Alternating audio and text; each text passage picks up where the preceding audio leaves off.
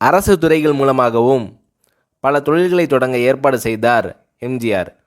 பல்வேறு பகுதிகளில் தொழிற்கழகங்களும் மாவட்ட தொழில் மையங்களும் தொடங்கப்பட்டன. பல்லாயிரக்கணக்கான மக்களுக்கு வேலைவாய்ப்பு கிடைத்தது. அமெரிக்க நாட்டிற்கு சென்று அங்குள்ள தொழில்நுட்பங்களை தெரிந்து வந்து தமிழ்நாடு காகித தொழிற்சாலையை அப்போதே 132 கோடி ரூபாய் செலவில் தொடங்கினார் எம்ஜிஆர்.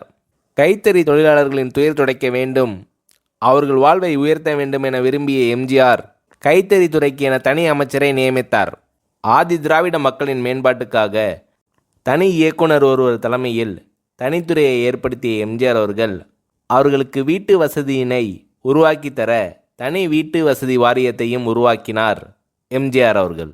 ஏழை எளிய தாய்மார்களுக்கும் இலவச காலணி, இலவச பல்பொடி வழங்கும் திட்டத்தை கொண்டு வந்து இதற்கென ஆண்டுக்கு 30 கோடி ரூபாய் நிதியையும் ஒதுக்கினார் எம்ஜிஆர் அவர்கள்.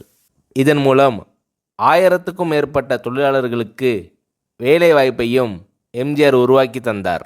அது மட்டுமல்ல, எம்ஜிஆர் அவர்களின் ஆட்சி காலத்தில்தான் ஏழை நடுத்தர மக்களின் வாழ்க்கை தரம் உயர்வதற்கான பல நல்ல திட்டங்கள் உருவாகின.